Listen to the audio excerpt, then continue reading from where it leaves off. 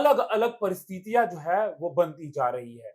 जैसे ही सत्ता के शीर्ष पर बैठे हैं, उसके बाद से सम्राट चौधरी अपने विवेकानुसार और जो परिस्थितियां हैं उसके अनुसार वो फैसले लेंगे। और सुशासन में जीरो टॉलरेंस की बात कह के सम्राट चौधरी ने यह स्पष्ट कर दिया है कि नीतीश कुमार अगर नहीं भी हैं तो आप बिहार में सुरक्षित हैं। ये सभी बातें इस बात की तरफ इशारा कर रही हैं कि सम्राट चौधरी एडमिनिस्ट्रेशन और एडमिनिस्ट्रेटिव पावर को कहीं से हल्का नहीं होने देंगे। नोरमा ग्रुप, जो सोचता है वो करता है। आपके अपने सपनों का आशियाना। बिहार के मुख्यमंत्री बनने के बाद सम्राट चौधरी पहली बार दिल्ली गए थे। लेकिन सवाल ये नहीं था कि सम्राट दिल्ली गए हैं। सवाल ये था कि सम्राट दिल्ली क्या करने गए हैं, और वो दिल्ली से आए हैं तो क्या साथ में कुछ लेकर भी आए हैं। सम्राट आज सुबह सुबह जो है दिल्ली से पटना लौटे हैं। साथ ही सबसे बड़ा सवाल ये भी था कि अगर कोई नेता आता है तो एयरपोर्ट पर कोई रिसीव करने जाता है, लेकिन मुख्यमंत्री होने के बावजूद भी सम्राट चौधरी को कोई रिसीव करने नहीं गया। सम्राट चौधरी दिल्ली इसलिए भी गए थे क्योंकि आपको बेहतर तरीके से पता है मंत्रिमंडल का विस्तार होना है, किसके नाम पे मुहर लगेगा, कौन मंत्रिमंडल में होगा, कौन मंत्रिमंडल से बाहर होगा। आपको ये भी पता है कि आज बड़ी बैठक बुलाई गई है, उस बैठक में कौन शामिल होगा, और अगर शामिल भी होता है तो किसके नाम पर मुहर लगेगी। अंदर में जो गुटबाजी चल रही है लगातार, सम्राट चौधरी भी परेशान दिख रहे हैं। आप देखेंगे आओ भाव तो पता आपको जरूर चल रहा होगा। अलग अलग परिस्थितियां जो है वो बनती जा रही है। विजय सिन्हा अलग फ्रेम में हैं, उनको लेकर अलग सवाल किए जा रहे हैं, उदास हैं, निराश हैं। बीजेपी में सम्राट के बनने के बाद कई नेता निराश हैं। लेकिन आज जो बैठक है, क्या उस बैठक में निराश जो नेता चल रहे हैं उनकी निराशा दूर कर दी जाएगी? क्या वो अब खुश हो जाएंगे या पार्टी उनको कोई जिम्मेदारी देगी? क्या कुछ होगा इस बैठक में? हमारे साथ बाबा मौजूद हैं, हम बाबा से जानेंगे। और साथ ही सम्राट दिल्ली गए तो दिल्ली से क्या लेकर आए, ये सब कुछ जानेंगे। सबसे पहला सवाल मेरा आपसे ये होगा, सम्राट चौधरी मुख्यमंत्री बनने के बाद पहली बार दिल्ली गए। गए वहां उनकी मुलाकात भी हुई तमाम वो बड़े नेता से जो बीजेपी के शीर्ष नेतृत्व में है, नरेंद्र मोदी, नितिन नवीन। वहां उनकी मुलाकात हुई, फिर पटना लौटे। दिल्ली जाने का सबसे बड़ा कारण क्या है? मंत्रिमंडल का विस्तार था? देखिए पहले आपने अपने प्रारंभिक बातचीत में जी। आपने ये कहा था कि एयरपोर्ट पे जब आए तो कोई रिसीव करने वाला नहीं था। मैं सबसे पहले आपको बता दूं और बिहार की जनता को भी याद रखना चाहिए कि सम्राट चौधरी दिखावा में नहीं, बिल्कुल। एक्शन में विश्वास रखते हैं और यही कारण है कि आज सम्राट चौधरी बिहार के मुख्यमंत्री हैं। उनके एक्शन को लेकर के ही नीतीश कुमार हों या फिर भारतीय जनता पार्टी या फिर जो भी हो, उन सारे लोगों ने बात को रखा। जी। अब जो सीधे-सीधे स्थिति बन रही है, उस स्थिति में सम्राट चौधरी दिल्ली से पटना लौटे हैं। आपने पूछा कि दिल्ली में क्या कुछ हुआ? किस कारण से गए थे? सबसे पहले तो वो धन्यवाद देने गए थे अपने शीर्ष नेतृत्व को कि आपने मुझे जो ज़िम्मेवारी दी, उस ज़िम्मेवारी का मैं किस तरह से निर्वहन करूँ, उसे भी निर्देशित कीजिए या मेरा ये प्लान है, इस तरह से मैं करना चाहता हूँ, आपकी सहमति हो तो। ये सारी बातें लगभग वहाँ क्लियर हो चुकी हैं क्योंकि जो बॉडी लैंग्वेज सम्राट चौधरी का है, वो ये बता रहा है कि उनका कॉन्फिडेंस और बढ़ा है। यही कारण है कि आपने जिस मीटिंग की चर्चा की, एक बड़ी बैठक होने वाली है। मैं पहले से ही बता रहा हूँ कि 24 तारीख को उनके विश्वास मत विश्वास प्रस्ताव। मत प्रस्ताव को कैसे फ्लोर पे वो साबित कर सकें, इसको लेकर के तैयारियां चल रही हैं। इसको लेकर के विधानसभा अध्यक्ष ने भी सर्वदलीय बैठक बुलाई है। लेकिन मंत्रिमंडल की बैठक बुलाने से पहले सम्राट चौधरी ने दिल्ली से लौटते ही सबसे पहला काम जो किया, वो किया अपनी पेन को बहुत तेजी से चलाया। फाइलों का अंबार जो था, उस अंबार को धीरे-धीरे करके उन्होंने एक तरह समझिए तो निपटाया और नीतीश कुमार ने जो अब तक शासन सुशासन चलाया है, उस शासन सुशासन पर कायम रहेंगे, ये बात उन्होंने भरोसा दिलवाया। लेकिन लेकिन एक सवाल, आपने कहा कि नीतीश के सुशासन पर कायम रहेंगे, तो क्या ऐसे कायम रहेंगे कि उनके मंत्री के द्वारा जो फैसले लिए गए थे उसको रद्द करके? उप मुख्यमंत्री विजय सिन्हा जब थे तो उनके द्वारा कई फैसले लिए गए थे जिसको सम्राट चौधरी ने रद्द कर दिया है। इसलिए क्योंकि आप देखेंगे राजस्व कर्मियों को लेकर जो सर्कल ऑफिसर्स थे या जो धरना पर थे, जब विजय सिन्हा मंत्री हुआ करते थे, तो लगभग 220 कर्मियों को जो है निलंबन किया गया था, लेकिन उसके निलंबन को भी खत्म कर दिया सम्राट चौधरी ने। आपने कभी देखा है कि कानून अगर किसी को सजा देता है, तो उसके बेहतर कामकाज के चलते सजा कम भी करता है? बिल्कुल। देखिए, सम्राट चौधरी जैसे ही सत्ता के शीर्ष पर बैठे हैं, उसके बाद से सम्राट चौधरी अपने विवेकानुसार और जो परिस्थितियां हैं उसके अनुसार वो फैसले लेंगे। सम्राट चौधरी ने किस आधार पे ये फैसला लिया है और विजय सिन्हा का जो फैसला था उसको पलटने की बात जहां तक कही जा रही है, इसमें कोई पलटने जैसी बात नहीं है। एक फैसला है जिसको लेकर के काम स्मूथली चलना चाहिए और हर कोई अपने अपने विभाग में जो रहता है अपने विवेक से ही काम करता है। सबसे बड़ी बात यह है कि सम्राट चौधरी ने, जैसा कि मैं बता भी रहा था, कि उन्होंने अपने उस सारे वायदे को जो नीतीश कुमार ने किए हैं उसे पूरा करने की बात कही है। जो फैसले उन दिल्ली से लौटने के बाद उन्होंने लिया, इसका सीधा मतलब है कि कहीं ना कहीं भारतीय जनता पार्टी नीतीश कुमार को प्रायोरिटी देकर के प्राथमिकता में रखना चाहती है और नीतीश कुमार द्वारा किए गए जो 20 वर्षों के कार्य हैं उस कार्य को आगे बढ़ाना चाहती है, उसी के रास्ते पर चलना चाहती है। सबसे बड़ी बात है कि न्याय के साथ विकास, सुशासन, और सुशासन में जीरो टॉलरेंस की बात कह के सम्राट चौधरी ने यह स्पष्ट कर दिया है कि नीतीश कुमार अगर नहीं भी हैं तो आप बिहार में सुरक्षित हैं और आपकी सुरक्षा की गारंटी सरकार लेती है। आपने सुशासन की बात कही। लगातार जब लोग पुलिस से बातचीत करते हैं, कंप्लेन लिखाने जाते हैं, तो उनके व्यवहार में नरमी नहीं गर्मी रहता है, जिसको लेकर लगातार जो है सवाल भी किए जाते हैं। पहले से कोई व्यक्ति परेशान होता है, लेकिन जब वो पुलिस थाना जाता है तो और परेशान हो जाता है। तो क्या सम्राट चौधरी ने इन बातों को भी लेकर कोई एक्शन लिए हैं बाबा? देखिए, फ्रेंडली एडमिनिस्ट्रेशन करने के लिए प्रयास जारी है और सम्राट चौधरी ने ये बात कहा भी है कि कोई भी थाने में जाए तो वो मुजरिम की तरह ना जाए, थाने में जाए तो सुधार के लिए जाए और इसके लिए जो कंप्लेनेंट हैं, जो कंप्लेन करने वाले लोग हैं, उन लोगों की प्राथमिकता हो। यही कारण है कि नीतीश कुमार ने, आपको पता होगा, कि इसको ऑनलाइन व्यवस्था कर दी थी। और एसपी जो सुपरिटेंडेंट होते हैं, जो अधीक्षक होते हैं, जी। उनको कहा भी गया था जनता दरबार लगाइए बिल्कुल, एक बिल्कुल। सप्ताह में। ये सारी प्रक्रियाएं जो हैं वो निश्चित रूप से चलेंगी। सम्राट चौधरी अभी तो बहुमत साबित करना है उनको, उसकी प्रक्रिया में लगे हुए हैं, लेकिन उसके बावजूद भी जिस तरह से उन्होंने अधिकारियों की जवाबदेही तय की, उन्होंने कहा कि इसकी समीक्षा मैं करूंगा खुद ही। ये सभी बातें इस बात की तरफ इशारा कर रही हैं कि सम्राट चौधरी एडमिनिस्ट्रेशन और एडमिनिस्ट्रेटिव पावर को कहीं से हल्का नहीं होने देंगे। दूसरी सबसे महत्वपूर्ण बात कि विकास योजनाएं जो नीतीश कुमार की थी उसकी प्राथमिकता होगी। विकास के जो मानक तय किए गए हैं उस मानक पर चलेंगे। 7 निश्चय पार्ट 3 जो नीतीश कुमार ने बिहार की जनता से वादा किया था उस पर भी वो पूरी तरह से खरे उतरेंगे और उसको जरा सा भी दाएं बाएं नहीं होने देंगे। आपने एक बहुत बड़ी बात कही कि विजय सिन्हा के फैसले को पलटने की, जी। तो उस फैसले को पलटने की जो बात आपने कही उसमें आपको पता होगा कि भूमि विवाद जो है वो 60% अभी भी विवादित है और बिल्कुल। उसको समाप्त करने के लिए हड़ताल की जरूरत नहीं थी। उसको समाप्त करने के लिए जरूरत थी कि अधिकारी अपने काम पर लौटें और लौटने के बाद वो उस काम को निपटाएं।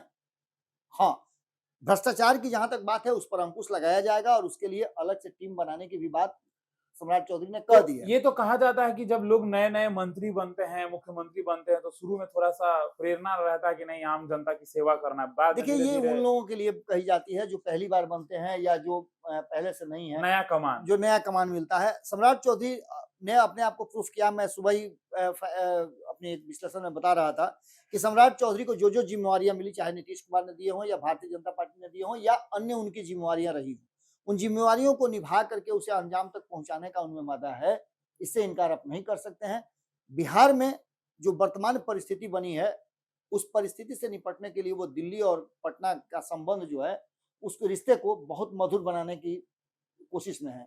यही कारण है कि प्रधानमंत्री नरेंद्र मोदी से वो सीधे मुलाकात किए हैं और मुलाकात करके जिस तरह से पावर सेंटर बदला है उस तरह से वो बिहार की राजनीति में कुछ अलग करना चाहते हैं। पलायन को रोकने से लेकर के बेरोजगारी दूर करने तक की उनकी जिम्मेवारी है और इस जिम्मेवारी को भी वो पूरा करने की तैयारी में लगे हुए हैं। आपको याद होगा, आप मेरे साथ मौजूद थे जब मेरी बातचीत सम्राट चौधरी से हो रही थी, जब उनसे मुलाकात, उनको बधाई देने के लिए, उनको आशीर्वाद देने के लिए मैं गया था, तो आपने देखा होगा कि जो बातचीत चल रही थी उस बातचीत में कितना वो कॉन्फिडेंस नजर आ रहा था। मैंने कुछ सवाल भी किए, उन सवालों का जवाब उन्होंने कहा कि मैं जिम्मेवारियों को, जो मेरी जो जिम्मेवारी मिली है उस जिम्मेवारियों को मैं अपने अंतिम सोच तक पूरा करने की कोशिश करूंगा और इसमें कहीं भी किसी भी तरह की शिकायत की बात नहीं होगी। यही कारण है कि आपको पता है कि पत्रकारों ने भी यह फैसला लिया है कि सम्राट चौधरी के साथ उनके अच्छे कार्यों को लेकर के उनका साथ देगी और बिहार में विकास हो, बिहार में सुशासन स्थापित हो, इसको लेकर के पत्रकार भी सम्राट चौधरी के साथ कदम से कदम मिला के चलेंगे, जिस तरह से कभी वो नीतीश कुमार के साथ चला करते थे। बिल्कुल। तो ये सभी परिस्थितियां कहीं ना कहीं बनाई जा रही हैं। महिला सशक्तिकरण से लेकर के नीतीश कुमार की जो भी योजनाएं हैं, वो सारी योजनाओं को धरातल पर रखा जाएगा। और इसके साथ साथ चूंकि नीतीश कुमार अब नहीं है, तो नीतीश कुमार का जो आदि ये बिहार हो गया है, वो अब सम्राट का आदि कैसे हो, ये बातें साफ साफ नजर आ रही हैं। पटना लौटते ही, दिल्ली से पटना लौटते ही उन्होंने जो फैसले किए हैं, उन फैसलों में कई ऐसे फैसले हैं जिसमें उन्होंने ये दर्शाने की कोशिश की है कि सम्राट चौधरी किसी भी तरह का लूप हॉल छोड़ना नहीं चाहते हैं। सबसे बड़ी बात यह है कि सम्राट चौधरी विकास के मानक पर किसी को भी बख्शने वाले नहीं हैं। पलायन और रोजगार के मामले पर जो भी हो सकेगा वो करने के लिए तैयार हैं। लेकिन कहा जा रहा है कि सम्राट चौधरी ज्यादा दिन तक मुख्यमंत्री ही नहीं रहेंगे, तो करेंगे कैसे? ये आप तय करेंगे, हम तय करेंगे, ये तय करेगी बिहार की जनता। विपक्ष जो कह कर रही चुकी है। अरे विपक्ष का नंबर कितना है? विपक्ष के पास वो मादा, विपक्ष नजर नहीं आता है सदन में, वो विपक्ष क्या करेगा? जो विपक्ष आप पूरे आप देखिए बजट सत्र में, आपको विपक्ष नजर आया क्या? बिल्कुल नहीं। विपक्ष की जिम्मेवारी किसने निभाई? आईपी गुप्ता ने निभाई। विपक्ष के नेता गायब थे, किसी के पास कोई जवाब नहीं था। और बिना राजा के कोई राज्य आप देखे हैं क्या? मैं कैमरे पे नाम नहीं लूंगा, जब हम लोग एक विधायक के साथ बैठे हुए थे, आपकी जी। भी मौजूदगी थी, तो वो कह रहे थे कि विपक्ष की संख्या इतनी है कि वॉकआउट भी करते हैं तो लगता है कि जितने लोग हैं वो बिल्कुल, मौजूद हैं। बिल्कुल, इतनी कम संख्या है कि सदन में कोई असर ही नहीं पड़ता। और एआईएमआईएम के लोग वॉकआउट करते नहीं हैं। बिल्कुल, बिल्कुल, एआईएमआईएम के लोग नहीं करते हैं, आईपी गुप्ता नहीं करते हैं, बसपा के नहीं करते हैं, तो बाकी बचता कौन है? और उसमें भी 2-4 को जो है छटक-छुटक करके आपको पता ही है कि इधर-उधर चले गए हैं।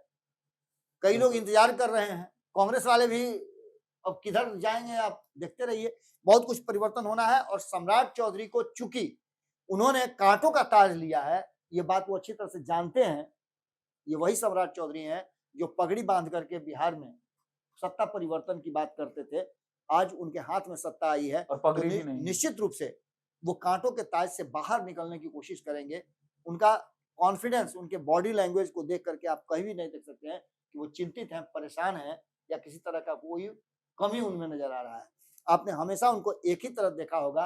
और जब भी हम तो खैर खास करके हम तो जब भी मिले हैं, तब भी सम्राट चौधरी को उसी एनर्जी के साथ देखे हैं, चाहे वो सुबह हो, दोपहर हो, शाम हो या रात हो। उसी अंदाज में लोगों से मिलना और एक-एक आदमी को पहचानना, एक-एक आदमी को कब कौन उनसे मिला था, ये जानना, ये कोई साधारण बात आपसे नहीं है। मिलते हैं तो बस बाबा ही बोलते हैं। ठीक है, वो तो मैं हर किसी से मिलते हैं तो उसके उनके मिलने का तरीका अलग-अलग होता है। लेकिन बिहार में विकास करें तो निश्चित रूप से हमारा भी मान-सम्मान बढ़ेगा। जिस तरह से नीतीश कुमार ने बिहारी होना गर्व और फक्र की बात साबित की है, उसी तरह से सम्राट चौधरी के निर्देशन में भी ये सरकार बिहारियों के लिए काम करे और जहां भी बिहारी हों वो फक्र करें।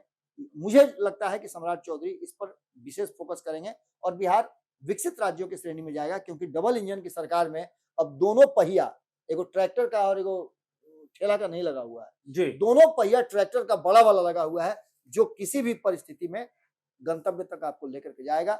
बिहार की जमीन उर्वरक है, यहाँ लोगों में क्षमता है, बस उस क्षमता को चैनलाइज करने की जरूरत है। मुझे अंदाजा है कि लगता है ऐसा सम्राट चौधरी से बातचीत करके, और उनके कॉन्फिडेंस है कि जो दिल्ली से लौटने के बाद वो फैसला लिए हैं, सारी संभावनाओं को, सारे कयासों को उन्होंने दूर कर दिया है और सब कुछ ठीक ठाक चल रहा है। इससे इनकार आप नहीं कर सकते हैं। सम्राट चौधरी के जो फैसले आज हुए हैं, वो फैसले बता रहे हैं कि कहीं ना कहीं एनडीए गठबंधन का ये रिश्ता जो है नीतीश कुमार और भारतीय जनता पार्टी के साथ साथ अन्य जो दल हैं उनके साथ बेहतर चलेगा। कल भी आप मेरी मुलाकात कई लोगों से हुई, बिल्कुल मैं लोजपा के लोगों से भी मिलने गया था, हालांकि संजय पासवान की तबीयत खराब थी, उनसे मिलने गया था। संजय सिंह से भी जो मंत्री रहे हैं उनसे भी मुलाकात मेरी हुई और सभी लोगों का कॉन्फिडेंस ये बता रहा था कि एनडीए गठबंधन में सब कुछ ठीक ठाक है। नीतीश कुमार अभी भी कोच की भूमिका में रहेंगे और ये सरकार जैसे चल रही थी उससे और स्मूथली बेहतर चलेगी।